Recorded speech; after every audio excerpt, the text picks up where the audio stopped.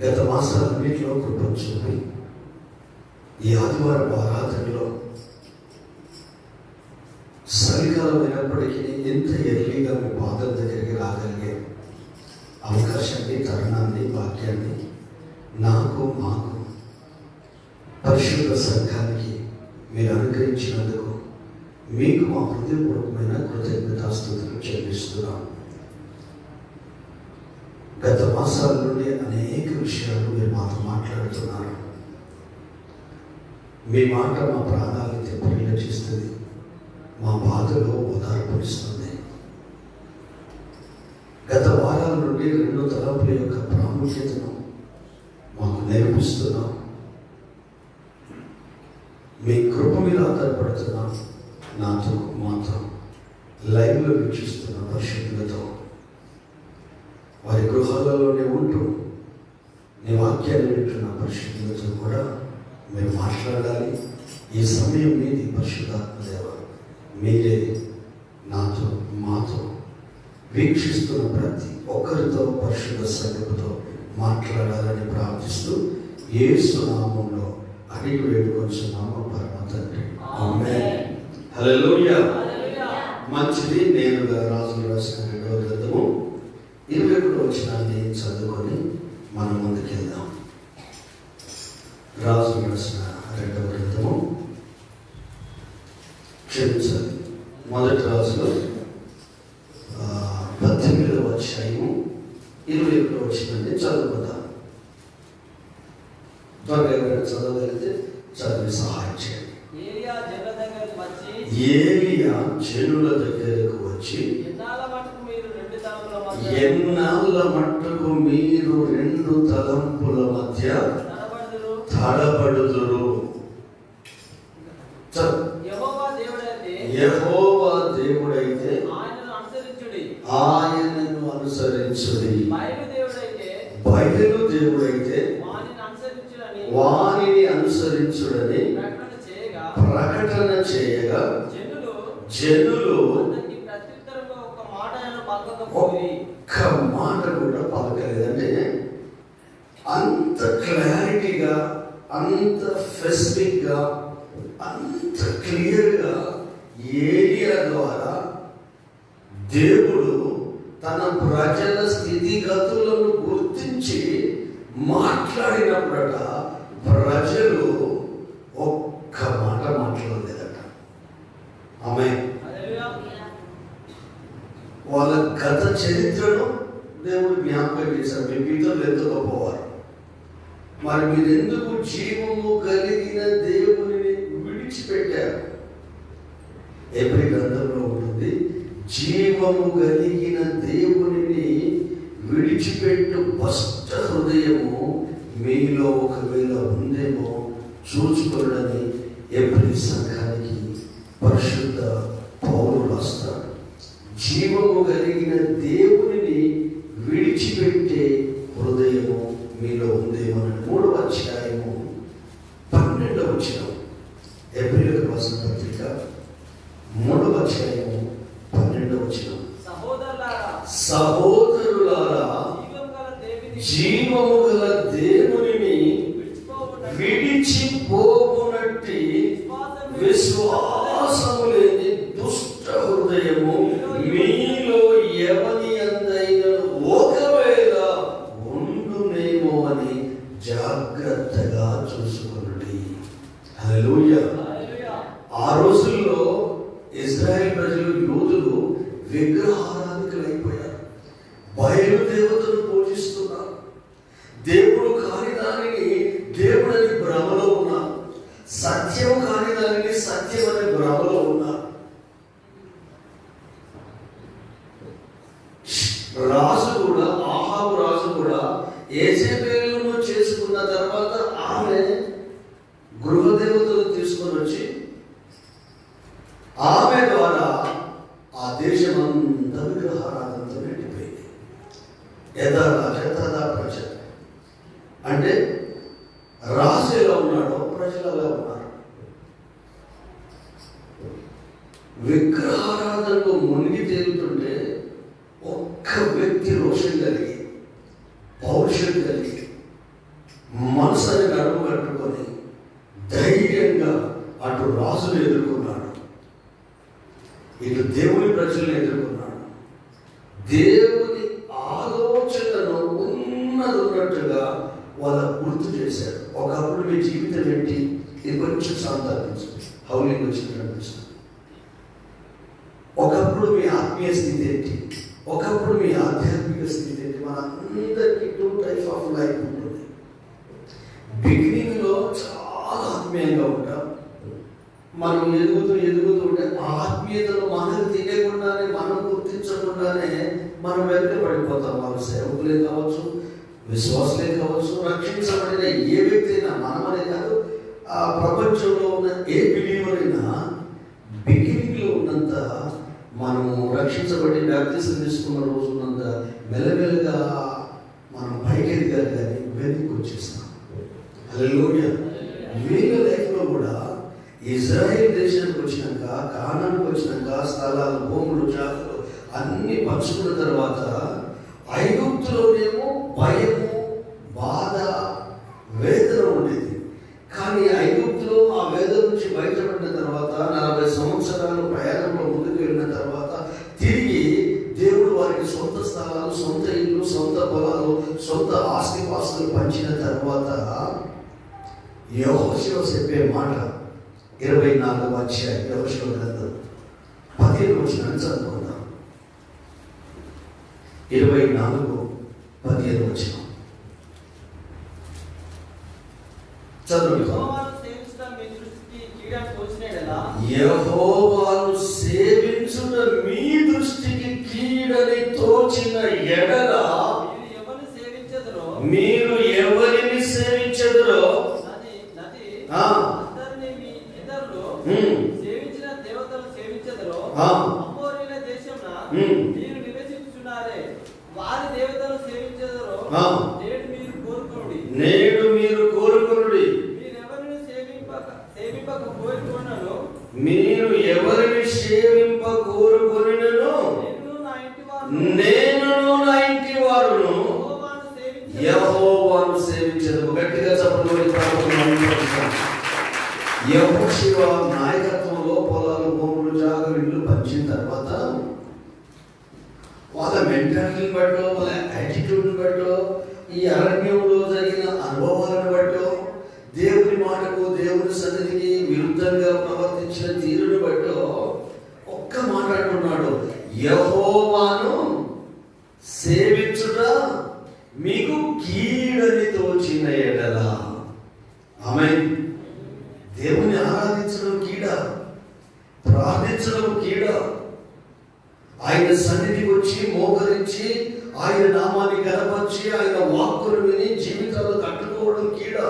ఐగుప్తు నుంచి బయటికి రప్పించిన దేవుణ్ణి బ్రైట్ చేయడం కీడ. శత్రు రాజులను మట్టి కనిపించి వీళ్ళకు జయ జీవితం ఇచ్చి విజయ గీతను ఎగురవేసి యెహోవా నిస్సిగా, యెహోవా ధ్వజంగా ఉండడం కీడ. హల్లెలూయా. ప్రభు మార్గంలో నడవడం కీడ, ప్రభు కొరకు జీవించడం కీడ, ఆయనకు సాక్షిగా బ్రతకడం కీడ. హల్లెలూయా. ఆయన అత్తుకొని జీవించడం కీడ, ఆయన మార్గంలో నడవడం కీడ. జీవితాలు మార్చుకొని, బ్రతుకులు మార్చుకొని ఇరుకు మార్గంలో ప్రవేశించడానికి పోరాటం చేయడం కీడ. యెహోషువ అంటున్నాడు, చదువు మరొకసారి 15వ వచనం. యెహోవాను సేవించుట మీకు కీడని. హల్లెలూయా. ఆత్మీయ జీవితం కీడ, ప్రభు సన్నిధిని అనుభవించడం కీడ, ప్రార్థనలో ఉండడం కీడ, బైబుల్ చదవడం కీడ కాదు. హల్లెలూయా. కానీ ఇతడు తన నిర్ణయాన్ని చెప్తున్నాడు. మీ మైండ్ ఏమో దేవతల మీద ఉంది. మార్గ మధ్యంలో చాలా మంది మీకు పరిచయం అయ్యారు, ఆ రాజులు పరిచయం అయ్యారు, రాజ్యాలు పరిచయం అయ్యాయి. ఈ 40 సంవత్సరాల ప్రయాణంలో రకరకాల దేవుళ్ళను, దేవతలను మీ పితరులు ఆరాధించారు. కొన్నిటికి వాళ్ళు ఆకర్షితులైపోయారు, కొన్నిటి మాయలో వాళ్ళు పడిపోయారు. కొంతమందికి వ్యామోహం, ఆకర్షణ ఎక్కువైపోయి వేటినో దేవుడు కాని దాన్ని ఇష్టపడి వాటి కొరకు బ్రతికారు. కాబట్టి నది ఆవల తీరమున ఉన్న ఆ దేవతలు, ఆ దేవుళ్ళు, లేక మీకు నచ్చిన విషయాలు ఏవైతే ఉన్నాయో, దేవుడికి నచ్చదే మీకు నచ్చడం, దేవుడికి ఇష్టం లేని మీకు ఇష్టం ఉండడం, దేవుడు ప్రేమించని దాన్ని మీరు ప్రేమించడం, దేవుడు శత్రువుగా ఇచ్చిన దాన్ని మీరు మిత్రులుగా చేసుకోవడం. కాబట్టి ఆ విషయాల మీదకి మీ మైండ్ వెళ్తారో లేదో తెలియదు, కానీ నాకు మాత్రం ఒకే ఆలోచన ఉంది. నేను నా ఇంటి వారును యెహోవాను సేవిస్తాను. ఆమేన్. వీళ్ళు రెండు ఆలోచనలు, రెండు అభిప్రాయం. దైవమా దైవమా, లోకమా పరలోకమా, హల్లెలూయా, పాపమా పరిశుద్ధతనా, రెండే. నిత్య జీవమా నిత్య నరకమా, హల్లెలూయా, వెలుగా చీకట, రెండిట్లో ఏదో ఒకటి. హల్లెలూయా.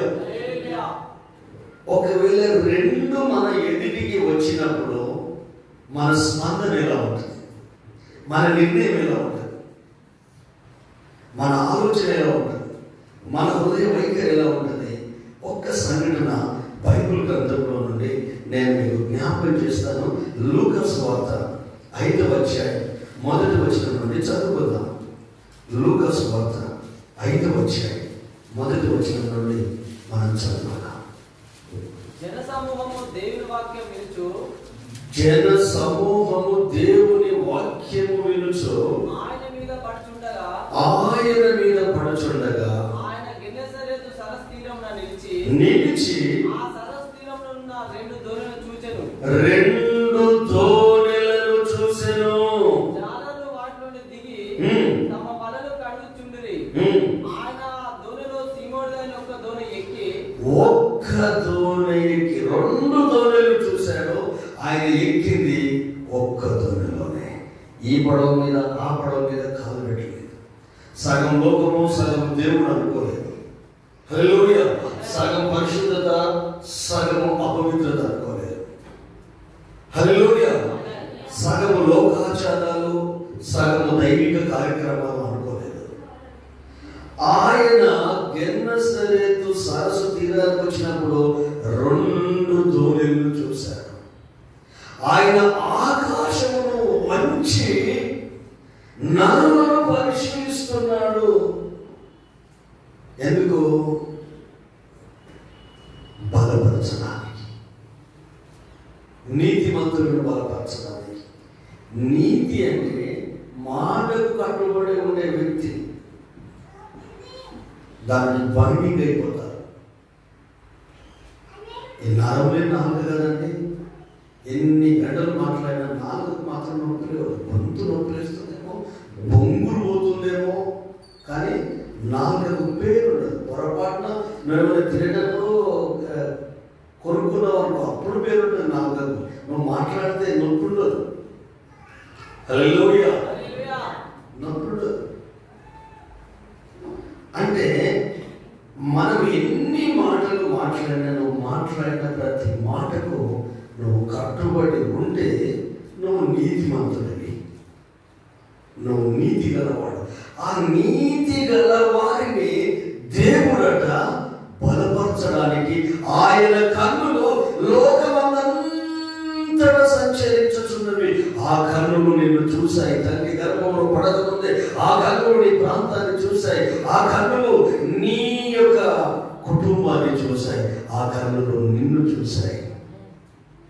అందుకే ఈరోజు ఈ మందిరంలో, ఈరోజు ఆ యేసయ్య సన్నిధికి, ఈరోజు ఆయన రక్షణ అనుభవాన్ని అనుభవిస్తూ ఆనందిస్తూ ఆయనను ఆరాధిస్తూ ఆయన మార్గంలో మనం ముందుకు వెళ్ళగలుగుతున్నాం. గట్టిగా చెప్పబడి వాక్యము కొరకు ప్రజలు నిలబడుతున్నారు. అక్కడ ఏమన్నదంటే యేసయ్య మీద పడుతున్నారు. అక్కడ వాక్యం వినుచు ఆయన మీద పడుచుండగా, ఎందుకు ఆయన మీద పడాలి? హల్లెలూయా. పిచ్చి జనం కాదా? ఆయన మాట్లాడుతున్నప్పుడు ఆయన మీద పడడం ఏంటి? ఆయన పరలోక ఆలోచనలు అందిస్తున్నప్పుడు ఈ తోపులాడు ఏంటి? ఈ త్రోసుకోవడం ఏంటి? చెప్పకూడదు వాక్యం. ఆయన పరలోక ఆలోచనలు అందించకూడదా? మనుషులు ఎలా జీవించాలి, తన బిడ్డలు ఎలా బ్రతకాలని ఆయన ఆజ్ఞలు మోషలాగా తీసుకొని ఇశ్రాయేలు ప్రజలకు అందించినట్టు ఆయన దాసులైన వాళ్ళు, ఆయన సేవకులైన వాళ్ళు, ఆయన చేత పిలువబడిన అపోస్తలులు ఆయన కొరకు వైరాగ్యం పుచ్చుకొని జీవితాన్ని అంకితం చేసుకొని సుఖాలు వదిలిపెట్టి త్యాగాలు చేస్తూ లోకాన్ని, లోక సంబంధమైన కోరికల్ని విడనాడి వైరాగ్యం పుచ్చుకొని ప్రభుకు అప్పగించుకొని బలిపీఠం మీదకి ఎక్కి పూర్తిగా కాలిన ఆ అనుభవంలో ఉన్న సేవకులు దేవుని ఆలోచన అందిస్తున్నప్పుడు ఎందుకు వాళ్ళకి అడ్డుపడాలండి? ఎందుకు వాళ్ళ మైండ్ డిస్టర్బ్ చేయాలండి? నువ్వు మంచి చేయకపోయినా పర్వాలేదు, నువ్వేం చేయకపోయినా పర్వాలేదు, ప్రభు మార్గంలో నడుస్తున్న ఏ బిలీవర్ను డిస్టర్బ్ చేయొద్దు, ఏ దైవ బిడ్డను డిస్టర్బ్ చేయొద్దు. అందుకని కాదు కదా నిన్ను నన్ను ఏర్పాటు చేసుకుంది. మీరు లోకమునకు వెలుగై ఉన్నారు, మీ సత్క్రియలను చూసి పరలోకమందున్న మీ తండ్రిని మహిమపరుచున్నట్లు మీ ప్రకాశం వారి ఎదుట ప్రకాశింపనీయుడు. 5వ అధ్యాయం మత్తయి సువార్త.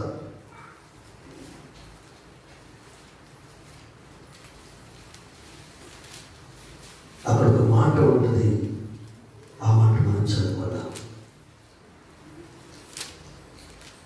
మత్తయి సువార్త 5వ అధ్యాయం.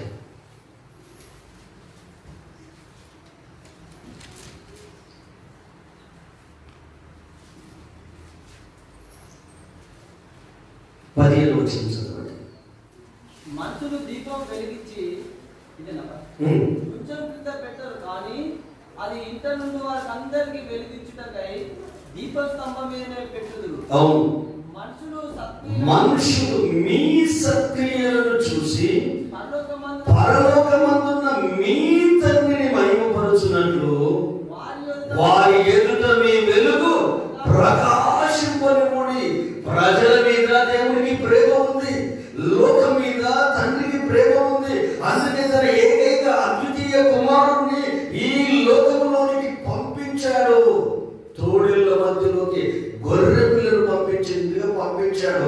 ఆయన మరణం ద్వారా జీవము, ఆయన మరణం ద్వారా పరలోక రాజ్యము, ఆయన మరణం ద్వారా దేవుని యొక్క మహిమను చూసే అవకాశం. హల్లెలూయా. కాబట్టి దేవుడు ఏమంటున్నాడు తెలుసా? ఈ పాపలోకానికి తన ఏకైక కుమారుడిని పంపించాడు.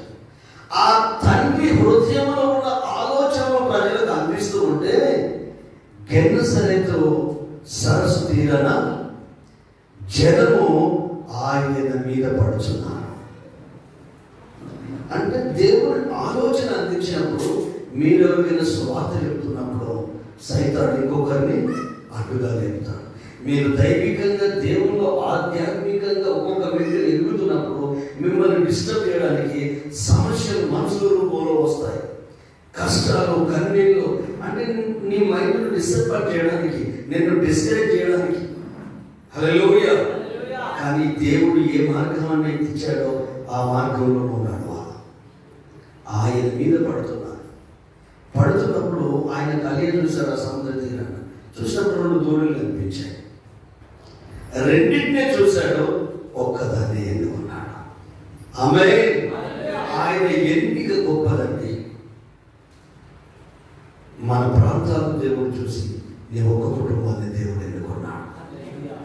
ఎంతో మంది బంధువులు, రక్త సంబంధాలు ఉన్నారు, కానీ వాళ్ళకు రక్షణ ఇవ్వలేదు. నీకు, నీ కుటుంబానికి రక్షణ ఇచ్చాడు. ఆయన హృదయంలో నీ ఉన్నా, ఆయన మనసులో నీ కుటుంబం ఉంది, ఆయన ప్రణాళికలో నీ కుటుంబం ఉంది, ఆయన ప్లాన్లో నీ గృహం ఉంది. అది గుర్తించాలి, అది గ్రహించాలి, అది అర్థం చేసుకోవాలి. దానికి అనుగుణంగా మన జీవితాన్ని దేవుని సహాయంతో కట్టుకోవాలి. అక్కడ చూస్తుంటే నిరాశతో ఉన్న వ్యక్తులు వదలు కడుక్కొని వాళ్ళ గృహాలకు వెళ్ళడానికి ప్రయత్నం చేస్తున్నారు. కానీ ఒక్క ధోరణిని చూసిన దేవుడు ఏం మాట్లాడాడో చదివి వదిలేసిన భాగం నుండి ముందుకెళ్దాం. మరోసారి కొంచెం ముందు ఆ సరస్సు తీరమున రెండు దోణులను చూచెను. రెండు దోణులు చూశాను. జాలరులు వాటిని దిగి తమ వలలు కడుగుచుండిరి. ఆయన ఆ దోణిలో సీమోనుదైన ఒక దోణి ఎక్కి దారి నుండి కొంచెం త్రోయమని అతన్ని అడిగాడు. దారి నుండి కొంచెం త్రోయమని సీమోనును దేవుడు అడిగాడు. యేసయ్య అడిగాడు. దోణిలో నుండి జన సమూహమునకు బోధించుచుండెను. సరిపోతుంది. ఒక్క నిమిషము. వాక్యం చెప్తున్నప్పుడు యేసయ్య మీద జనం పడుతూ ఉంటే వాక్యాన్ని ఆపాలనుకోలేదండి. దేవుని ఆలోచనను నేను ఆపేస్తాను. ఈ పిచ్చి జనం నన్ను అర్థం చేసుకోవట్లేదు, నన్ను తండ్రి పంపాడు, ఆ పరలోక ఆలోచనలు అందిస్తామనుకున్నాను, వీళ్ళు అడ్డుదలుపుతున్నారు, మీద పడుతున్నారు, కొంచెం కూడా కామన్ సెన్స్ లేదు, ఇంకిత జ్ఞానం లేదు ఈ జనానికి అని యేసయ్య అనుకోలేదండి. ఏ విధము చేతనైనను వారు నా మీద పడకుండా పరలోక ఆలోచన నేను వారికి అందించాలా. ఎందుకొరకైతే ఈ భూమి మీదకి నేను పంపబడ్డానో ఆ దేవుని చిత్తము నా ద్వారా నెరవేర్చబడాలి. నిన్ను నన్ను మనల్ని ఎందుకొరకైతే రక్షించుకున్నాడో, ఎందుకొరకైతే ప్రాణం పెట్టాడో, ఎందుకొరకైతే నిత్య జీవించాడో ఆయనకు ప్రణాళిక ఉంది. ఆ ప్రణాళికను గుర్తించి అది నెరవేర్చబడడం కొరకు నీవు సహకరించాలి. హల్లెలూయా. నీవు సహకరించాలి. సీమోను అనే వ్యక్తి ఎందుకు, ఏమిటి, రాత్రంతా నేను శ్రమపడ్డాను. ఇప్పుడు నువ్వు వచ్చిన ధోరణి కొంచెం రోజుకు నడిపించాలంటున్నావు. నేనే ఎందుకు నడిపించాలి? నా ధోరణిలో నువ్వెందుకు కూర్చుంటావు? నేనే బాధలో ఉన్నాను, నేనే నిరాశలో ఉన్నాను, నేనే కష్టంలో ఉన్నాను, నేనే ఇబ్బందిలో ఉన్నాను. రాత్రంతా శ్రమపడ్డాను, ఒక్క చేప దొరకలేదు. నిరుత్సాహం మనిషిని అదో పాతాళంలోనికి తీసుకెళ్తుంది. నిరుత్సాహం అనేది ఒక దొంగ ఊబి లాంటిది. ఉత్సాహం అనేది ఇంధనం. ఇప్పుడు కార్లు కానీ బైకులు కానీ పెట్రోల్ డీజిల్ ఉంటే పరిగెత్తుతుందా లేదా? ఎంత స్పీడ్ అంటే అంత వెళ్తామా? స్పీడ్ తగ్గిపోవడానికి రీజన్ ఏమనుకుంటున్నారు? నిరుత్సాహం. హల్లెలూయా. ఉత్సాహం లేదు. అందుకే దావీదు మహారాజు అంటాడు, నేను యెహోవా కొరకు సహనముతో కనిపెట్టుకున్నాను. నాశనకరమైన గుంటలో నుండి, జిగటగల దొంగ ఊపిలో నుండి ఆయన నన్ను పైకెత్తి ఆగిపోలేదు కానీ బండ మీద నా పాదములు స్థిరపరిచాడు. కొత్త పాట నా నోట ఉంచాడు. మనం అనుకున్నట్టు జరగకపోతే నిరుత్సాహం వస్తుంది. మనం ఎక్స్పెక్ట్ చేసినట్టు అవతల వాళ్ళు మనల్ని అంగీకరించకపోతే నిరుత్సాహం వచ్చేస్తుంది. నిరుత్సాహంలో ఉన్న వ్యక్తి సహకరిస్తాడండి? డిస్కరేజ్ అయిన వ్యక్తి సహకరిస్తాడా? సహకరించాడు. అసలు దావీదుకు ఎంత గొప్ప డిస్కరేజ్మెంట్ అంటే, మస్తు ఉత్సాహంగా ఉండడం చదవాల్సిన అవసరం లేదు. నా యాకోబు యొక్క బలిష్ఠునికి నేను ఒక స్థలం చూసే వరకు, మందిరం కట్టేంత వరకు నా కన్నులకు నిద్ర రానియను, నా కన్ను వెప్పలు కొట్టుకోవడం రానియను, నేను నా వాసస్థానమైన గుడారంలో ప్రవేశించను అని ఒక బర్నింగ్ డిజైర్ ఉంది. కానీ ప్రాబ్లం అన్నాడు, నీ కడుపులో ఉండే వ్యక్తి నాకు మందిరం కడతాడు బాబు అన్నాడు. ఉత్సాహంగా ఉన్న వ్యక్తిని డిస్కరేజ్ చేస్తే నిప్పుల మీద నీళ్ళు పోసిన చప్పనదా దాసు. కానీ దావీదు చల్లాలి. డిస్కరేజ్మెంట్ను కూడా అంగీకరించే దైవిక జ్ఞానం ఉంది.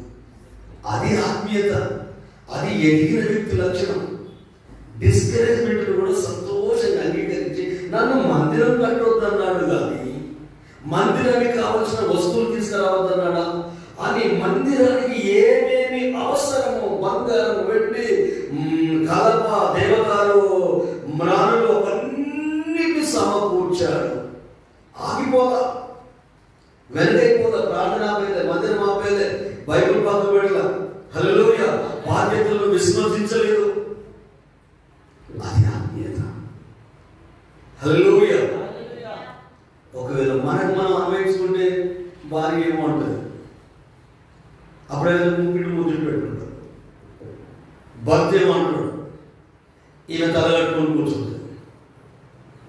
అంటే ఈ ఇంట్లో నరకం అనేది ఎట్లా స్టార్ట్ అయిందంటే, చిన్న మాట అనగానే డిస్కరేజ్ అయిపోతాం, నిరుత్సాహానికి లోనైపోతాం. నన్ను అర్థం చేసుకోరు, అసలు నన్ను ప్రోత్సహించరు, నేను ఇంత కష్టపడతా, నా కష్టాన్ని గుర్తించను. హల్లెలూయా. డిస్కరేజ్మెంట్ నువ్వు జయించగలగాలంటే ఆధ్యాత్మికంగా నువ్వు ఎదిగిన వ్యక్తి ఏంటంటే తప్ప దాన్ని జయించలేదు. ఆత్మ సంబంధమైన విజ్డమ్ ఉంటేనే తప్ప దాన్ని నువ్వు స్వీకరించలేవు. హల్లెలూయా. నేను అలవాటు చేసిన డిస్కరేజ్మెంట్ను కూడా ఎంజాయ్ చేయాలి. హల్లెలూయా.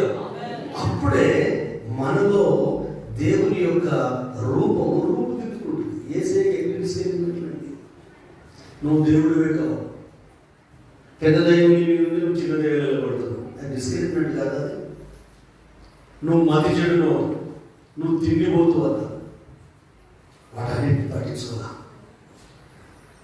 తండ్రి ఎందుకు ఈ లోకానికి పంపించాడో అది చివరి రక్తపు బొట్టు వాటర్తో సహా కానిపారు సమాప్తమైంది అని చెప్పేంత వరకు ఆయన ప్రణాళికలోనే పరిపూర్ణ మానవుడుగా దాన్ని ఎదుర్కొన్నాడు. గట్టిగా చప్పట్లు కొట్టి ఆయన అడుగు మాదిరిగా మన ఎదుట ఉంచిపోయాడు. ఆయన అడుగులో అడిగేసుకుని వెళ్ళాలి. నీకు వచ్చిన ప్రాబ్లం, నువ్వు ఫేస్ చేసిన ప్రాబ్లం నీకంటే ముందు యేసు ఫేస్ చేశాడు. నీకు వచ్చిన ప్రతిదీ ఆయన ఫేస్ చేశాడు. నిన్ను ఆయన అర్థం చేసుకున్నంత ఇంకెవ్వరు అర్థం చేసుకోరు. మనమేమో నన్ను నా భార్య అర్థం చేసుకోవాలి, నన్ను నా పిల్లలు అర్థం చేసుకోవాలి, నన్ను మా పాస్టర్ అర్థం చేసుకోవాలి, విశ్వాసాలు అర్థం చేసుకోవాలి, స్నేహితులు అర్థం చేసుకోవాలి, బంధువులు అర్థం చేసుకోవాలి, ఫ్రెండ్స్ అర్థం, ఇట్లా మనం వ్యాపారాలు ఆడుతూ ఉంటాం. ప్రాణం పెట్టిన యేసే నీకంటే ముందు నువ్వు వెళ్ళిన దారిలో ఆయన వెళ్ళాడు. నువ్వు ఎదుర్కొనే ఎదుర్కొన్నాడు. ఎంత నిరుత్సాహంలో ఉన్నా, ఎంత డిస్కరేజ్మెంట్లో ఉన్నా యేసయ్య చెప్పిన వెంటనే ధోరణను కొంచెం లోతుకు నడిపించాడు. ఆమేన్. మనకు అన్నీ తెలుసు, ఏది రాంగో తెలుసు, ఏది రైటో తెలుసు, ఏం చేయకూడదో తెలుసు, ఏం చేయాలో తెలుసు. ఎందుకంటే మనం ఆధ్యాత్మికంగా ఎదిగిన వాళ్ళం, బైబుల్ ధ్యానిస్తున్న వాళ్ళం. అయినప్పటికీ రాంగ్ రూట్లో వెళ్తుంది మన మైండ్. అయినప్పటికీ తప్పుడు ఆలోచనలే మనకు వస్తూ ఉంటాయి. అయినప్పటికీ మనం ఇచ్చిన నెరవేర్చుకుంటాం. అయినప్పటికీ మనకున్న అనుభవాన్ని బట్టి ఇదే రైట్ అనుకొని వెళ్తాం. కానీ నీ అనుభవం కంటే, నీ లైఫ్ కంటే, నీకున్న సమస్తం కంటే నీలో ఉన్న యేసు గొప్పవాడు. హల్లెలూయా. ఇతడేం చేశాడు? చెప్పిన వెంటనే ఆయన కూర్చొని కొంచెం రోజుకు నడిపించండి, నడిపించాడు. ఎందుకు? నా పడవకి ఎక్కావు, ఇంకొకటి ఉంది కదా పక్కన, అది ఎక్కొచ్చు కదా. నేనే కష్టాలలో ఉన్నాను, నేనే ఇబ్బందులలో ఉన్నాను అని అనొచ్చు. అందులో చెప్పిన వెంటనే కొంచెం రోజుకు నడిపిస్తే ఈ నీళ్ళు ఇప్పుడంటే మనం సౌండ్ సిస్టమ్ ఉంది, వేగిన జనం సముద్ర తీరాలి, కొంచెం లోపలికి వెళ్ళిన తర్వాత మాట్లాడుతున్న నీళ్ళ మీద మాట తేలికగా అవతలికి వెళ్తుంది. ఈ చెరువు గట్టు మీద నుండి మాట్లాడుతుంటే అక్కడ ఆవల తీరాలు ఉన్న వాళ్ళకి వినపడుతుంది. తెలుసు కదా ఈ సత్యం. నీళ్ళ మీద వెళ్ళిపోతుంది. యేసయ్యకు తెలుసు వాళ్ళు ప్రతి ఒక్కరు నా మాటలు వినాలా, వాళ్ళ హృదయంలో పడాలా, వాళ్ళ లైఫ్ చేంజ్ అవ్వాలా. దేవుని మాటలకు ఇచ్చినంత ప్రయారిటీ దేనికి వాళ్ళ ప్రాముఖ్యత. వాళ్ళకు వాక్యం చెప్పిన తర్వాత వాళ్ళ గృహాలకు వెళ్ళిపోయారు. వాక్యం చెప్పకుండా అడ్డుకున్నందుకు అడ్డుకున్న వారిని గద్దించలేదు, డిస్టర్బ్ చేసిన వారిని గద్దించలేదు. కానీ తేలికగా వాళ్ళకి ఈ మాటలు చేరాలన్న ఆలోచన అతని లోపల ఉంది. ఆమేన్. గుంతలో పడ్డందుకు ఎవరిక్కడ గుంటలో పోయాడు? మనకి బుద్ధుందా? ఈ ఊరు సర్పంచ్ ఎవడు? ఏ ఓట్లేసి గెలిపిస్తే ఈడ దారిలో ఇన్ని గుంతలు చేస్తారా? బైక్ మీద వచ్చి నేను అడ్డపడిపోయాను, నాకు పళ్ళు ఇరిగాయి అని ఊరుని తిట్టడం, ఊరు సర్పంచ్ని తిట్టడం కంటే మనం గుంటలో పడ్డ వ్యక్తి ఎట్లా పైకి రావాలని ఆలోచించాలి. ఆమేన్. నేను త్వరగా ఎలా పైకి రాగలను, త్వరగా నేను ఎలా బయటపడగలను అన్వేషణ స్టార్ట్ చేయాలి. దేవుని ఆత్మ సహాయంతో ఓవర్కమ్ చేయాలి, అధిగమించాలి.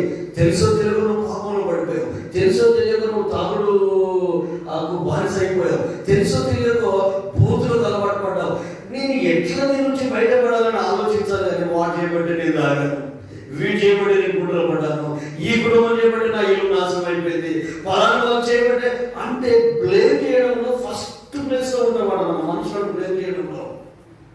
ఇది ఎక్కడి నుంచి వచ్చిందంటే ఆదాము అవ్వ నుండి వచ్చింది.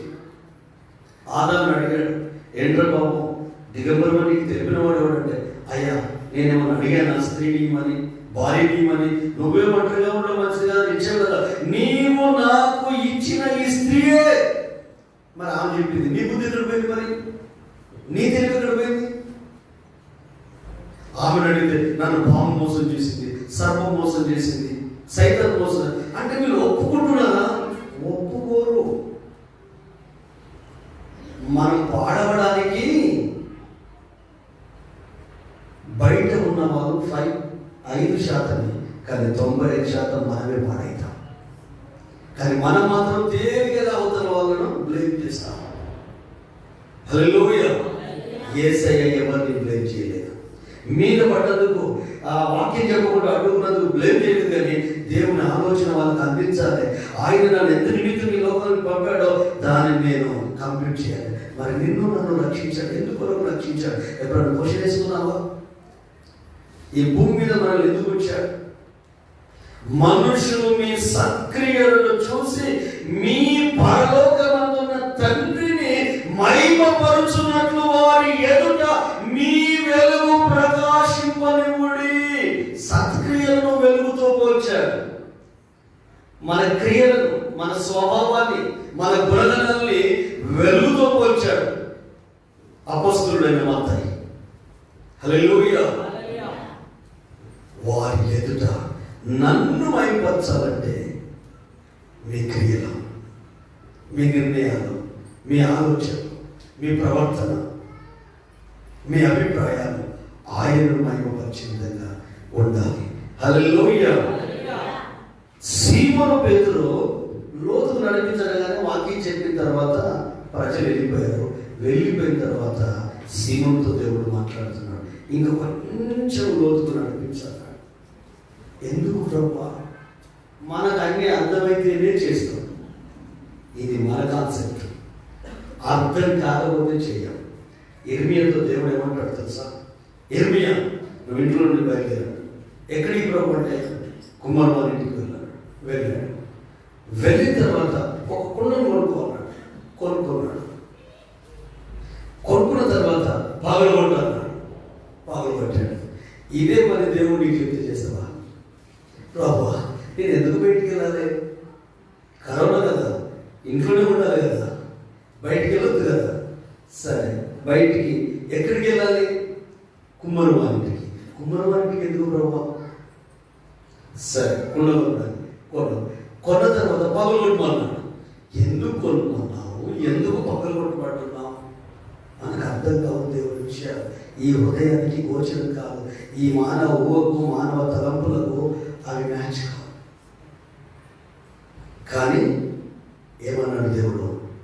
ముందే చెప్పలేదు. ఆ కుండ పగలగొట్టిన తర్వాత ఇశ్రాయేలు ప్రజలకు ఇలాంటి పరిస్థితిని తీసుకురాబోతున్నానని చెప్పాడు. అంటే ఆయన ఏం మాట్లాడి స్పష్టంగా ఉంటుంది. నీ జీవితంలో ఆయన ప్రణాళిక ఏంటో, ఎందుకు రక్షించుకున్నాడో, ఆయన ప్లాన్ ఏంటో నువ్వు గుర్తెరిగి గ్రహించి ఆ విధంగా నీవు, నీ ఫ్యామిలీ ఆయన నామ మహిమార్థము ఈ లోకంలో అనేకులను దీవెనగా ఉండగలుగుతున్నట్లు నిన్ను వెలుగుగా దీపస్తంభం మీద పెట్టాడు. గట్టిగా చెప్పండి. అర్థం కాకపోయినా లోతుకు నడిపించాడు. నడిపించిన తర్వాత ఈ వైపు వలలు వేయమన్నాడు. చదువు తెలిసిన భాగం నుండి.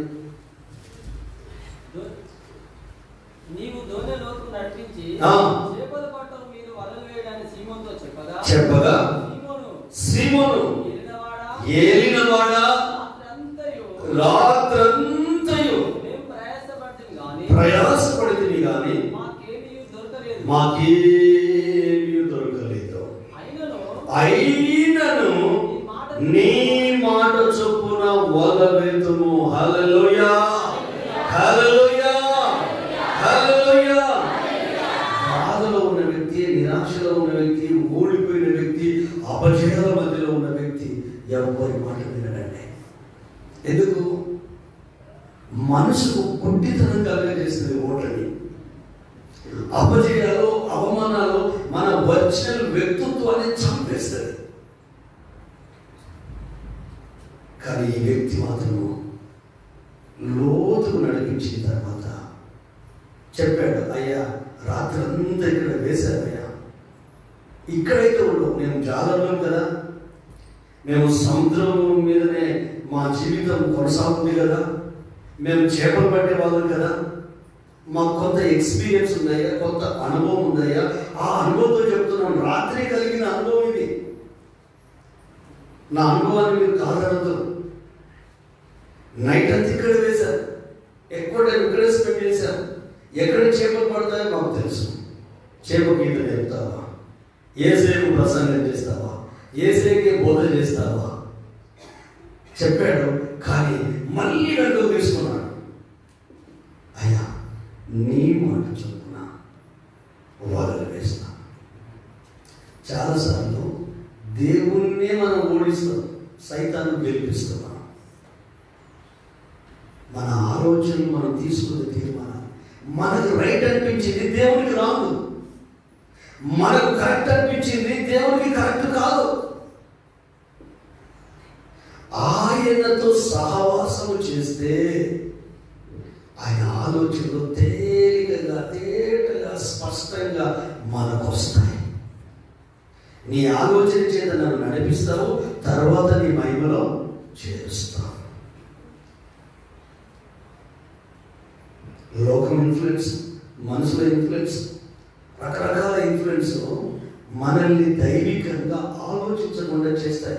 కుటుంబ బాధ్యతలు, ఇంటి బాధ్యతలు, ఉద్యోగం, చదువు, పిల్లలు, వివాహాలు, ఇరుగు పొరుగు వారితో ఉన్న సంబంధాలు, రక్త సంబంధాలు, ఇవన్నీ మనల్ని ఆధ్యాత్మికంగా దేవుని ఆలోచనను గుర్తించలేని విధంగా మనల్ని నడిపిస్తాయి. అలాగని వీటిని నిర్లక్ష్యం చేయమని చెప్పట్లేదు, కానీ ప్రభు స్వరము బహుతేటగా స్పష్టంగా వినగలగాలి. హల్లెలూయా. ఏలియాకు ఉరుము శబ్దం, మెరుపు శబ్దం, ఇవన్నీ భూకంపం, ఇవన్నీ వచ్చినప్పుడు వినబడలేదు దేవుడు స్వరంగా. అంత నిమ్మలమైపోయిన తర్వాత ప్రభు మాట్లాడాడు, నువ్వు ఒక వ్యక్తిని అభిషేకించాల్సింది, నువ్వు ఒక పని చేయాల్సింది. ఆ వ్యక్తి ప్రభు కొరకు పరిగెత్తుతాడు. హల్లెలూయా. అంటే దేవుని విధానం మనకు అర్థం కాదు, అందుకే మనం ఏం చేయాలి? ఎస్ లార్డ్ అని అంటున్నాను. ఏం చెప్పినా నీ చిత్తం నీ దాసుడు ఆలోచిస్తున్నాడు అని ఏమి సమయం చెప్తాడే, అలాగో ప్రభు నీ ఆలోచన నా జీవితంలో నెరవేర్చబడింది, నీ మాటే నా జీవితంలో నెరవేర్చబడింది. ఎందుకంటే ఈ నా మాటలు విని వాటి చొప్పున చేయు ప్రతి వాడు బండ మీద ఇల్లు కట్టుకొనిన బుద్ధిమంతుని పోలికను. వాన కురిసెను, వరదలు వచ్చెను, గాలి విసిరెను, ఆ ఇంటి మీద పడ్డది, ఇల్లు కూలిపోలేదు, బండ మీద కట్టబడింది. అంటే దాని అర్థం ఏంటంటే, ఏ మాటలైతే మీరు వింటున్నారో దాని ప్రకారంగా మీ జీవితాన్ని కట్టుకుంటూ అభ్యాసం చేస్తూ సాధన చేస్తూ ముందుకు వెళ్తున్నారు కనుక ఈ లోకంలో ఎన్ని పెనుగాలు, తుఫానులు, అవమానాలు, నిందలు, కష్టాలు, ఆర్థిక ఇబ్బందులు, అనారోగ్యం ఎన్ని వచ్చినా మీ ఆధ్యాత్మిక జీవితాన్ని కదల్చలేవు. యోగులాగా మీరు చెప్పగలుగుతారు, ఆయన నన్ను చంపినను ఇంకనూ నేను ఆయన కొరకు ఎదురు చూస్తాను, శోధింపబడిన తర్వాత సువర్ణంలాగా మారుతాను, యెహోవా ఇచ్చను యెహోవా తీసుకొనెను, ఆయన నామమునకు మహిమ కలుగును గాక. మూర్ఖురాలు మాట్లాడినట్టు మాట్లాడకు. మేలు చేస్తేనే దేవుడా, కీడు చేస్తే దేవుడు కాదా?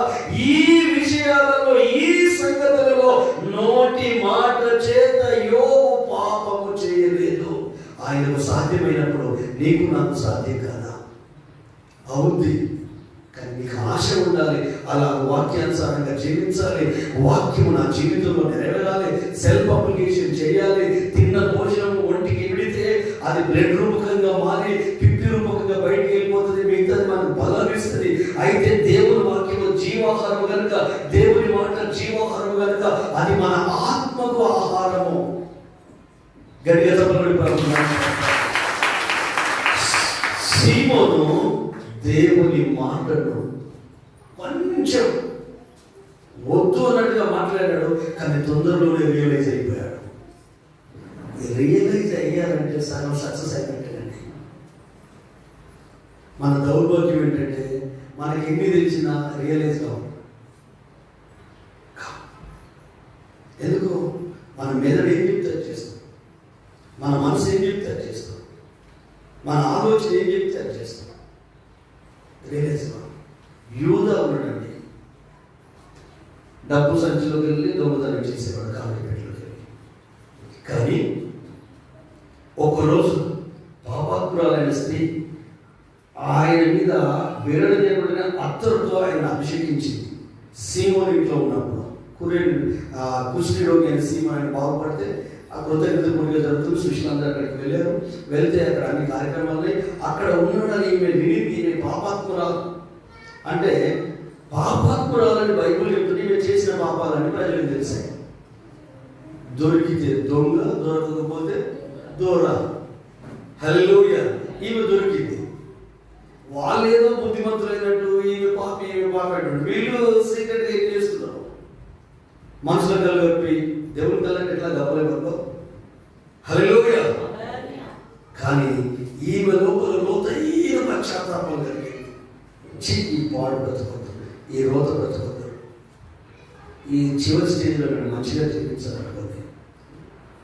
ఎలా అని ఆలోచించి 1 సంవత్సరం కష్టపడితే వచ్చే జీతంతో అచాచట మాంసం ఒరిజినల్ అర్థం తీసుకొని ఎవరి పర్మిషన్ తీసుకోకుండా, ఇంటి యజమాని పర్మిషన్ తీసుకోకుండా ఆయన మీద పోసి కన్నీళ్లతో పాదాలు కడుగుతూ ముద్దు పెట్టుకుంటూ వెంట్రుకలతో పాదాలు నడుస్తుంటే నిజంగా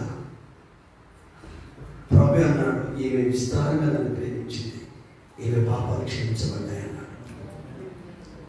కానీ యూదా అనే వ్యక్తి ఉన్నాడే ఏమంటున్నాడు తెలుసా? పిచ్చిదా, అనవసరంగా అతను గుడి కొనుక్కొచ్చి వేస్ట్ చేశాం. నీవు దానిని డబ్బు రూపకంగా మార్చి గల్ల పెట్టెలో వేస్తే మేము బీదలకు పేదవాళ్ళకి ఇచ్చేవాడిని కదా అంటే వెంటనే వేస్తే జోక్యం కలిగించుకున్నాడు. మనల్ని గద్దించలేదు. యోధా నోర్మి బుద్ధి లేదు, ఏం మాట్లాడుతున్నావు అట్లా అనలేదు. కానీ బీదలు ఎల్లప్పుడూ మీతో ఉంటారు, నేను మీతో ఉండను, నేను సావబోతున్నాను, నా సావు కంటే ముందు నా భూస్థాపన నిమిత్తము ఈమె మంచి పని చేసింది, సర్వలోకములో ఎక్కడ సువార్త ప్రకటించినా ఈమెని జ్ఞాపకం చేసుకోండి అని చెప్పాడు. దీంట్లో డిస్కరేజ్మెంట్ ఉన్నాయి, ఏమైనా తెచ్చినట్టు ఉందా? పేతురున్న సాధారణ అన్నాడు. యూదా నా మాట అన్నాడా? అనలేదు. కానీ యూదా శత్రువుతో చేతులు కలిపాడు. రాత్రి ఏసంటే పడని వాళ్ళతో చేతులు కలిపాడు, ఏసంటే ఇష్టం లేని వాళ్ళతో చేతులు కలిపాడు. కొన్నిసార్లు మనకు గొడవలు కొట్లాడేసినట్టు వీళ్ళకి ఎవరు శత్రువు వాళ్ళతో వీళ్ళు దోస్తాలు చేస్తారు. ఇది విశ్వాసులకు తగదు, ఇది ఆత్మీయులకు తగదు, ఇది దైవ ప్రజలకు తగదు. అవతలను బాధపడాలని వాడు చూస్తున్నాడు, వీళ్ళు మాట్లాడతాడు, కూర్చుంటాడు, తమసమిస్తాడు, మానసికంగా టార్చర్ చేయాలని. అది ఆత్మీయత కాదు. దొంగ ముందు పెట్టి ఏసే నమ్ముకున్న తర్వాత ఇతడు ఏడ్చాడు. ఇది రియలైజేషన్ కాదు. ఏడ్చి ఇతడు ఏం చేశాడు? ఒళ్ళు పెట్టుకొని చనిపోయాడు. హల్లెలూయా. పేతురుది రియలైజ్ చేశాడు. తెల్లవారక ముందే 3 సార్లు కోడి వస్తుంది, 3 సార్లు అబద్ధం ఆడుతూ కోడి వేయకూడదు. ఆ తర్వాత పశ్చాత్తాపడి జీవితాన్ని మార్చుకున్నాడంటే ఆయన కొరకు బలమైన సాధనగా వాడబడు. ఎంతగా యేసయ్య నిలబడితే దయ్యాలు పోయాయి, పేతురు నిలబడితే దయ్యాలు పోయాయి. గట్టిగా చెప్పబడి నేను ఎందుకు మాట్లాడుతుంటే పేతురు వద్దు అన్నాడు, వెంటనే రియలైజ్ అయ్యాడు. ఇతడు రియలైజ్ కాలే. యూదా ఆత్మహత్య తీసుకొని చనిపోయాడు. ఎందుకు? రాంగ్ రూట్లో రియలైజ్ అయ్యాడు. ఎట్లంటే ఇలాంటి పరిశుద్ధుని, ఇలాంటి దేవుణ్ణి నువ్వు చంపుతావరా బాబు, అసలు నువ్వు ఈ భూమి మీద ఉండదు, నువ్వు చావే నీకు పరిష్కారం. అట్లా అతని మైండ్ వెళ్ళిపోయింది. కానీ అదే పేతురు తప్పు నమ్ముకొని ఏడ్చి నేను ఇక పొరపాటు ఎప్పుడు చేయనని ఆ రోజు తీర్మానం తీసుకుంటే మళ్ళీ హతసాక్షి అయినంత వరకు ప్రభు కొరకు జీవించాడు. సెకండ్ థాట్కి అవకాశం లేదు. మనోడు సెకండ్ థాట్కి అవకాశం ఇచ్చాడు. ప్రభు కాదన్న అయ్యా నన్ను క్షమించండి కాదనకు. మరణాన్ని ఎందుకు తెచ్చుకోవాలి? ఊరు పెట్టుకోవడానికి ఎందుకు వెళ్ళాలి? ఆత్మహత్య చేసుకునే వాళ్ళకు మూల పురుషులుగా ఎందుకు మారాలి అంటే సెకండ్ థాట్. నువ్వు దైవజనుడు, నువ్వు అపోస్తుడు, ఏసైతో తిరిగావు, ఏసైకు నువ్వు అంటే చాలా ఇష్టం, అందుకే డబ్బు సర్టిఫికేట్ ఇచ్చాడు, నువ్వు మోసం చేసావు, నీకు అవమానం వచ్చింది, ఇలాంటి నువ్వు బతకొద్దు అనే థాట్ పనిచేసింది. మన లైఫ్లో కూడా అంతే. రెండు ఆలోచన, దైవికమైన దాని వైపు మోకాలి. ప్రభు కాదంటాడా? తృణీకరిస్తాడా? ఎంత ఘోర పాపినైనా ఏసయ్య క్షమిస్తాడని పాపాలు చేసుకుంటే వెళ్ళమంటున్నాడా? పాపం నుంచి విడిపించబడిన నేను మళ్ళీ పాపం ఎట్లా జీవిస్తాను అంటాడు పాపం. ప్రభు స్తుతిస్తాం. గట్టిగా చెప్పండి. అయినను నీ మాట చొప్పున. అయినను అంటే దేవుని మాటలు చాలా నీ మనసులో ఉన్నాయి. నీ జీవిత విధానం వేరు. అయినా నా జీవిత విధానం పక్కన పెట్టి నా దేవుడు ఏర్పాటు చేసిన జీవిత విధానంలో నడుస్తాను అని ఒక తీర్మానం తీసుకో. ఆ రోజు గుండె నిండా ధైర్యం, మనసు నిండా నెమ్మది. దేవుడు నీతో ఉండి నేను నడిపించి ఈ భౌతికమైన లోకంలో నీ కుటుంబంలో చిన్నపాటి పరలోకం దిగొస్తుంది. మనల్ని తిప్పలు పెట్టి, మనల్ని బాధలు పెట్టి మన ఆలోచనలే కదండి, మన యాటిట్యూడే కదా. మన సమస్య మనమే, ఎవరు కాదు. మనమే, మన మైండే, మన లైఫే. ఇది ఎవరికైతే అవగాహన అవుతుందో, ఇది ఎవరైతే అర్థం చేసుకోగలుగుతారో వాళ్ళ జీవితాలు దేవుని చేతిలో, కుడి చేతిలో వెలుగుతారలాగా మనం సాక్షిగా ఉంటాం. చెప్పాడు, వేస్తే ఆ వైపు వేస్తే రావట్లేదు, లాగుతున్నాడు రావట్లేదు, లాగుతున్నాడు రావట్లేదు. పాలనలు పిలిచాడు, వాళ్ళు పిలిచినట్టు వాళ్ళు వచ్చారు, అందరూ కలిసి లాగారు. చదువు తెలిసిన బాగున్నాడు. వారాలాగు చేసి విస్తారమైన చేపలు పట్టిరి. అయినను అనగా చదువు. అయినను నీ మాట చొప్పున చెప్పి వారు అలాగు చేసి దేవుడు చెప్పిన ప్రకారంగా చేసి చూడండి, అవమానము ఆనందంగా మార్చబడుతుంది. కానా వివాహ విందులో యేసు ప్రభు ఎంత అద్భుతం చేశాడంటే నీళ్లను, సవిచారములని చంపి నీళ్లను రాక్షసంగా మార్చాడు. ఎందుకు? పరిచారకులకు చెప్పింది ఆయనే చెప్తే మీరు చేయండి. రాజమానాలు ఇవ్వడంటే నింపారు నీళ్లతో. రాక్షసంగా ఇవ్వాల్సింది అయిపోతే ఆ పెళ్లి పెద్దకు అవమానం కదా, ఆ ఇంటికి అగౌరవం కదా, నవ్వులు పాలైపోతారు కదా. వీడియో పెళ్లి చేశాడు, మంచి ఫుడ్ పెట్టలేకపోయాడు. పెళ్లి మంచిగా జరిగిందంటే ఫుడ్ మంచిగా ఉంటుంది కదా, రుచికర భోజనం మంచిగా పెట్టి అందరికీ సఫిషియెంట్గా అందిస్తారు కదా. ఆ పెళ్లి మంచిగా జరిగిందని వాళ్ళను దీవించేది. మధ్యలో గందరగోళం అయిపోయింది. తల్లి వచ్చింది, నా టైంగా రాలేదమ్మా అని చెప్పాడు. ఆ తర్వాత అక్కడ ఉన్న ప్రచారం లేదు, ఆయన ఏం చెప్తే అది చేయండి. వాళ్ళ మైండ్లో వేరే ఏం లేదు. నీళ్ళు ఇవ్వండి నింపారు, తీసుకుపోయి ఇవ్వండి తడబడి మొత్తం ఇచ్చేసారు. ఇచ్చేస్తే పెళ్లి పెద్ద పిలిచి, మెయిన్ వ్యక్తి పిలిచి, ఒరే అందరూ మత్తులో ఉంటే జబ్బు రసం ఇస్తారు కదా, అసలు శ్రేష్టమైన రసం ఇచ్చిందంటే వీళ్ళు నవ్వుకోవచ్చు. ఓ పిచ్చోడా, మేము ఇచ్చింది నీళ్ళు. హల్లెలూయా. కానీ నీళ్ళ రంగు కూడా మారింది, నీళ్లు రుచిగా మారాయి. సవిచారము లేని చేదు బ్రతుకులు మూడు మారిన మన జీవితాలు మధురంగా, ఆనందంగా, సంతోషంగా మారాలంటే నా మాట వినకండి, ఇక్కడున్న వారి మాట వినకండి. యేసయ్య మీ గురించి ఏం చెప్తున్నాడో అది విని దాని ప్రకారంగా జీవించండి. యేసు ప్రభుత్వంలో యాకోబు భక్తుడు ఏమంటాడో తెలుసా? మీరు వాక్యము వినువారు మాత్రమే ఉండి మిమ్మల్ని మీరు మోసపుచ్చుకోకుండా విన్న దాని ప్రకారం మీరు జీవించండి. మనల్ని ఎవరో మోసం చేయట్లేదు, మనల్ని మనం మోసం చేసుకుంటా విశ్వాసులుగా కొనసాగుతున్నాం. ఎందుకంటే ఈ వాక్యం మన జీవితంలో ఫలించడానికి మనం అవకాశం ఇవ్వట్లేదు. అందుకని వ్యక్తిగత జీవితంలో మార్పు ఉండదు, ప్రవర్తనలో మార్పు ఉండదు, గుణంలో మార్పు ఉండదు, ఆలోచనలో మార్పు ఉండదు. భౌతికంగా మార్పులు వచ్చాయి కానీ అంతరంగంగా మార్పు ఏం లేదు. వారు అలాగూ చేసి విస్తారమైన చేపలు పట్టారు. ఫస్ట్ టైం అన్ని చేపలు చూసి ఇటు యేసయ్య చూస్తున్నాడు, సీమోను ఇటు చేపలు చూస్తున్నాడు. అటు యేసయ్య చూస్తున్నాడు, ఇటు చేపలు చూస్తున్నాడు. చేపల యేసయ్య, చేపల యేసయ్య. ఎంత గొప్ప చూడండి. చూస్తున్న సీమోనుతో ఏమనంటే, నీవు సమస్తమును విడిచిపెట్టి నన్ను వెంబడించు. ఆమేన్. ఇప్పుడు రెండు ఉన్నాయి. అసలు వచ్చాడు. ఇటు చేపలు, ఇది వ్యాపారం, ఇది బిజినెస్.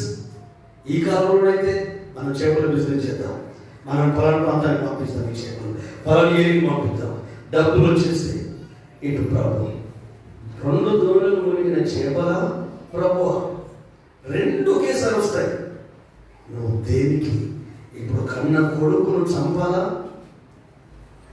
అబ్రహాం, లేక దేవుడిని చూసుకుంటాడు ఆయన తిరిగి తాగించి ఆయన?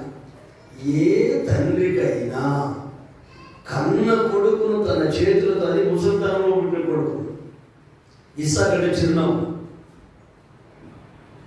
వాగ్దానం పొంది వాగ్దాన పుత్రుడు, భార్యకి చెప్పకుండా, పని మనుషులు చెప్పకుండా, ఆ 100 సంవత్సరాల వయసులో 3 రోజుల ప్రయాణం చేసి ఆ పర్వతం పైకెక్కి కొడుకు మాట్లాడాడు, డాడీ కట్టెలు రొమ్ము కత్తి ఉంది డాడీ, గొర్రె పిల్లిదంటే మానవ హృదయం కదా, కన్న తీపి కదా, కన్న కడుపు కదా, నేనైతే ఆ కత్తి పడేసి, ఆ కట్టెలు పడేసి, ఆ నొప్పు పడేసి గుండెలో గట్టిగా అతుకుంది. చూసుకుంటాడు బాగా తెలుసు, వద్దు అమ్మో అని ఇంటికి తిరిగి వచ్చేవాడిని. కానీ అబ్రహాం అలా చేయలేదు. కట్టెలు మాత్రం గెలిపించాడు, కాలు చేతులు కట్టేశాడు, కానీ పైకి నేను అనుకుంటా 24 గంటలు దేవదూతలు స్తుతించే ఆ స్తుతి ఆరాధన ఆగిపోయి ఉంటుంది. యెహోవా పరిశుద్ధుడు పరిశుద్ధుడు అని గాన ప్రతిగానే ఒక్క నిమిషం పిన్ డ్రాప్ సైలెన్స్ అయి ఉంటుంది. పరలోకం నుండి తొంగి చూస్తూ ఉండవచ్చు, అబ్రహామా ఇప్పుడు నీవు దేవునికి భయపడేవాడని నాకు తెలిసింది. ఆమేన్. మరి భయట్లా అర్జునుడు కొమ్ములు తిరిగిన పుట్టేది దేవుడే, యెహోవా ఈరే. హల్లెలూయా. రెండు వచ్చినప్పుడు దేవుడు నీ మనసును చూస్తాడు, దేవునికి నువ్వు ప్రయత్నిస్తావు. మనకు అలవాటు కదా, దేవుడి కంటే భౌతికమైన వాటికే విలువిస్తాం. అందుకే మన జీవితం అంతా అపజయాల మధ్యలో ఉంది. నీవు ఇటు వైపు ఇటు చూడు, అపజయంలో ఆనందాన్ని, అవమానంలో నెమ్మదిని, మరణంలో నుండి జీవులోకి నడిపించగలుగుతాడు. చదువు అమ్మాయి నాకు సార్ చదువు తెలిసిన బాగుంది. లూకాసు వార్త, నేను ముగింపులోకి వస్తున్నాను. లూకాసు వార్త ఇప్పుడు మనం చదివే కదా, చదివి వదిలేసిన బాగుంది. కంటిన్యూ. అవును, పిగిలిపోతుండగా పాలివారిని వచ్చి సహాయం చేయమని వారిని సజ్ఞలు చేసి వారు వచ్చి 2 దూడలు మునుగునట్లు నింపిరి. ఒకరికొకరు సహాయం చేసుకోవాలి కదండి. మీకు తెలుసా, ఈ బాడీలో దేవుడు ఒక సిస్టమ్ పెట్టాడండి. కన్నుకి ఏమన్నా అయితే చెయ్యికి చెప్పాల్సిన అవసరం ఉంటుందండి.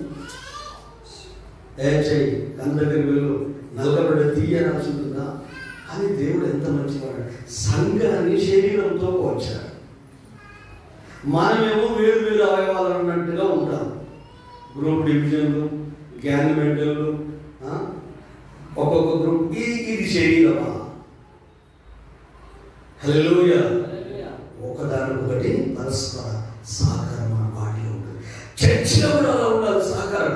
జస్ట్ నోటి మాట కాదు, సైకిల్ చేశారు, సంఖ్యలు చేశారు, పరిగెత్తుకొని వచ్చి 2 దొంగలు తింటారు. మన కళ్ళ ముందు వాడు పాడైపోయినా, వాళ్ళు బాధలో ఉన్నా, వాళ్ళు కష్టాలలో ఉన్నా, వాళ్ళు ఎన్ని ఇబ్బందులు పడి, నల్లసనం గుండులో ఉంటుంది మనకుంటే, కనికరం ఉండదు, ప్రేమ ఉండదు, జాలి ఉండదు. మృగం కంటే హీనంగా, జంతువు కంటే దారుణంగా విశ్వాసంలో ఉంటే అదేం క్రైస్తవం కండి. క్రీస్తు మనలో ఉంటే ఆయన గుండె మనలో ఉంటుంది. మీ పరలోకపు తండ్రి కనికరం గలవాడు కనుక మీరు కనికరం గలవాడు. మీ పరలోకపు తండ్రి పరిశుద్ధుడు కనుక మీరు పరిశుద్ధుడు. మీ పరలోకపు తండ్రి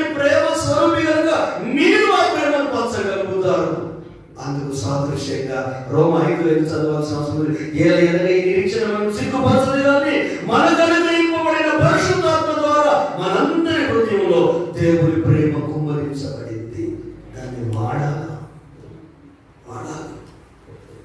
దేనినైనా వాడకపోతే తుప్పు పట్టిపోతుంది, పాడైపోతుంది. వాడితే అనేకులకు దీవెన, అనేకులకు ఆశీర్వాదం. హల్లెలూయా. గట్టిగా చెప్పబడి ప్రభు నామాన్ని మహిమపరచుగా. ఒకరు సహకరించుకోవాలండి. కష్టంలో, నష్టంలో, బాధలో ఉన్నప్పుడు ప్రేమను తెలియజేసేప్పుడు ఎప్పుడండి చనిపోతే కూడా సేవానికి వెళ్ళిపోతుంది. లాస్ట్ ఆ ముఖం వల్ల మనకు అనిపించదు కదా. కొంతమంది ఉంటారు ఖచ్చితంగా సమాధి కార్యక్రమం అటెండ్ కాకపోయినా ఆ సేవాన్ని షూట్ చేస్తారు, వాళ్ళని ఓదార్చం చేస్తారు. అందుకే దేవుని వాక్య ప్రకారంగా మన జీవితాన్ని కట్టుకోవడం మనకు చేత కాదు కనుక పరిశుద్ధాత్మ దేవుణ్ణి మనకు అనుగ్రహించాడు కనుక ఆయన సహాయం తీసుకుంటే క్రీస్తులాగా నిన్ను ఆయన మారుస్తాడు. హల్లెలూయా. ఆ సెన్స్ మనకు దేవుడు ఇచ్చిన కాక, ఆ జ్ఞానాన్ని దేవుడు మనకి ఇచ్చిన కాక. ఆ తర్వాత చదువు.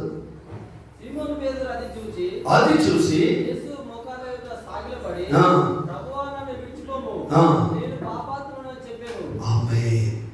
అంటే మనసులో ఏమేమో అనుకున్నాడు, ఈయన అంటున్నాడు, ఏమంటున్నాడు, చేపలు పడతాయి పైకి మాత్రమో అంటున్నాడు, ప్రభు నీ మాట చెప్పాడు, నేను చేస్తాను చెప్పినట్టే ఉంటాడు. కానీ లోపల మాత్రం ఏవో ఆలోచనలు ఉన్నాయి. దేవుని ఏమన్నాడు, నువ్వు చెప్పినట్టే వెళ్తారు ప్రభు, లోపల మాత్రం వేరే దిశకి వెళ్ళిపోతాడు.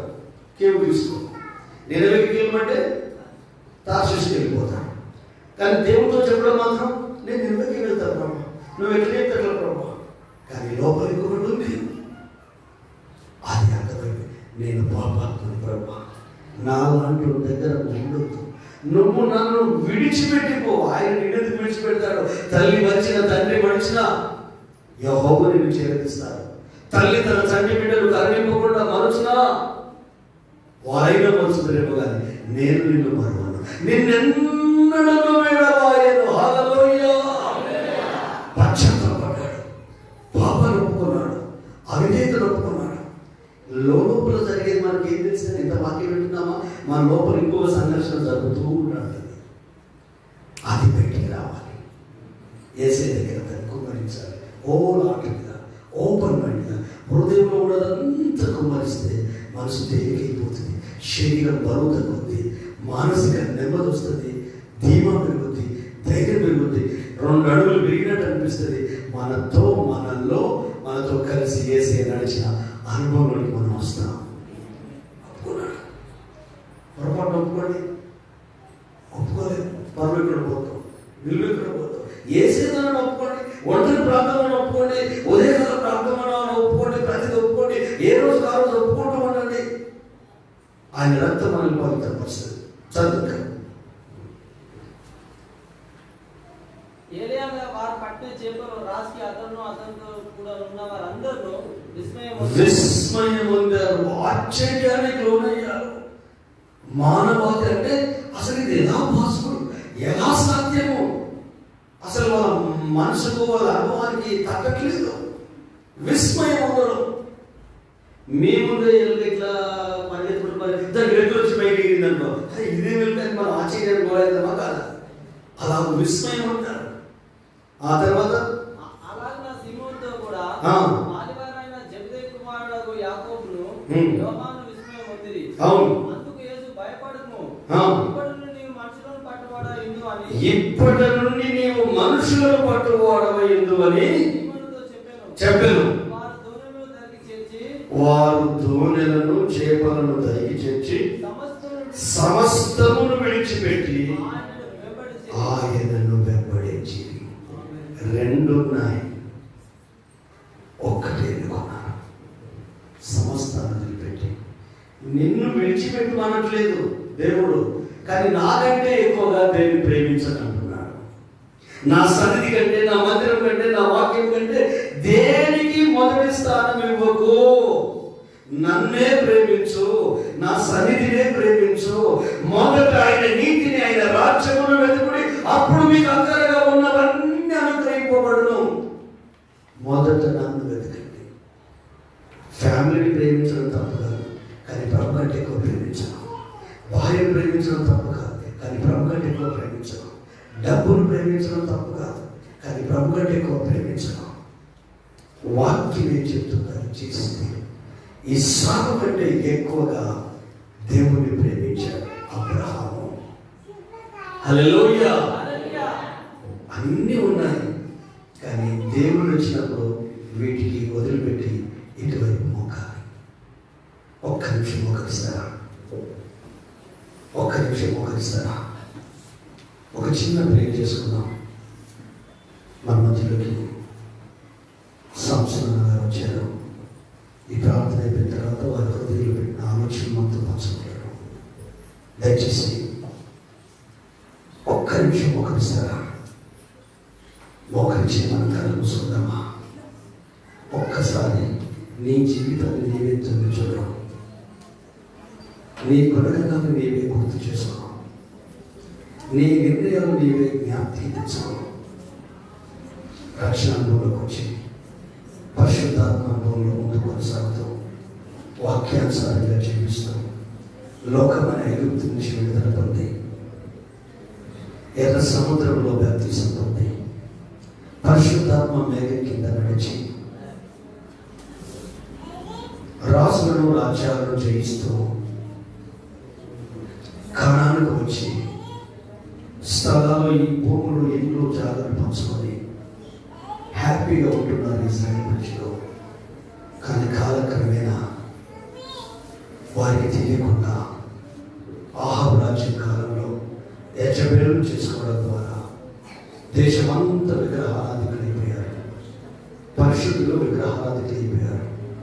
మంచి చరిత్ర కలిగిన వాళ్ళు బయలుదేవతను ఆరాధిస్తున్నారు.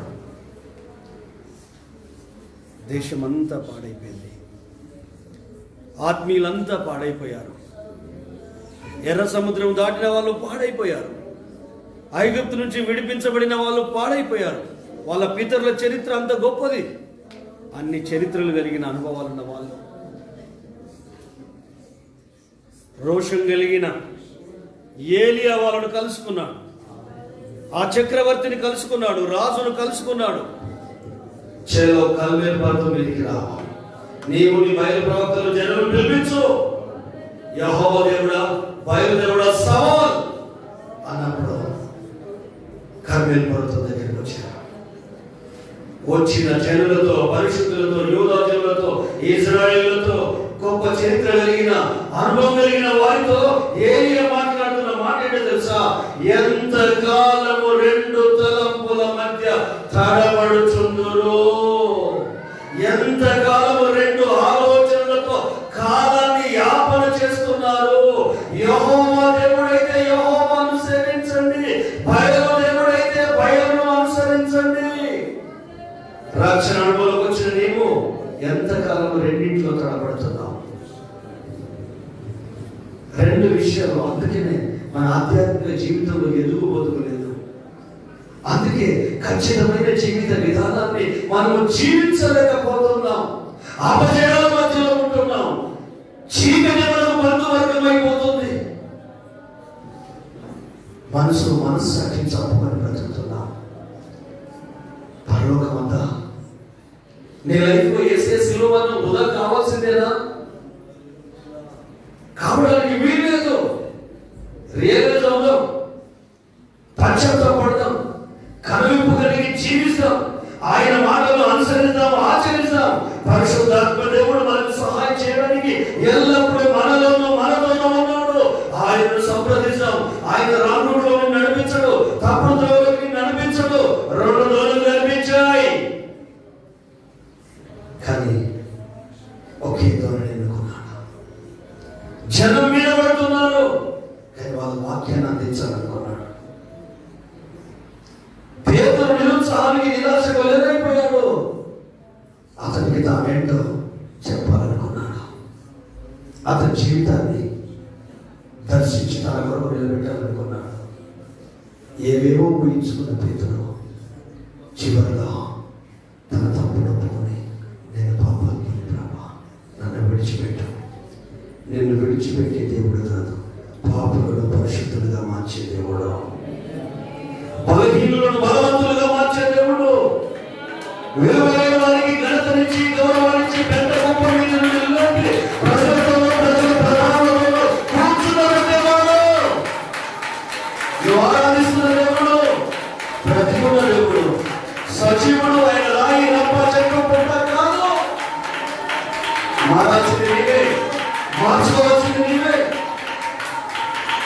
ఎంతకాలం రెండు ఆలోచనల మధ్య తొడబడతాం, రెండు అభిప్రాయాల మధ్య తొడబడతాం. యాకోబు భక్తుడు అంటాడు, ద్విమనస్కుడు దేవుని యొద్ద నుండి ఏదైనా వస్తుందని ఊహలో తలపులో కూడా అనుకోకూడదు. ఎందుకంటే అతడు అస్థిరుడు, స్థిరత్వం లేని వ్యక్తి. ఈరోజు నా ప్రభు నీతోనే మాట్లాడుతున్నాడు. సహోదరుడు నీతోనే మాట్లాడుతున్నాడు. లైవ్లో వీక్షిస్తున్న పరిశుద్ధ దేవుని బిడ్డలారా మీతోనే మాట్లాడుతున్నాడు. ఈరోజు కవిలో కారణం ఏంటో తెలుసా? రెండు తలపులే. ఈరోజు బాధకు కారణం ఏంటో తెలుసా? రెండు అభిప్రాయాలే. ఈ రోజు నువ్వు అనుభవిస్తున్న శ్రమకు కష్టాలకు కారణం ఏంటో తెలుసా? రెండు మనస్తత్వాలే. ఫిలిప్పు గ్రంథకర్త ఏమంటాడు తెలుసా? క్రీస్తు యేసులకు కలిగిన ఈ మనసును మీరు కలిగి ఉండండి. ప్రార్థిస్తామా? అయ్యా నన్ను క్షమించు. నాకు ఈరోజు తేటగా అర్థమైంది.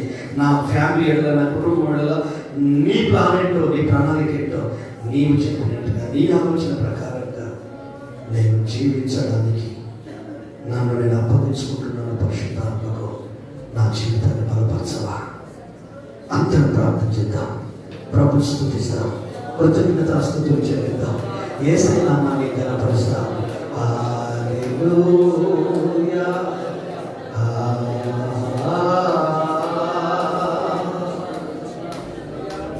మహనీయుడా నా యేసయ్యా, మహిలో నీ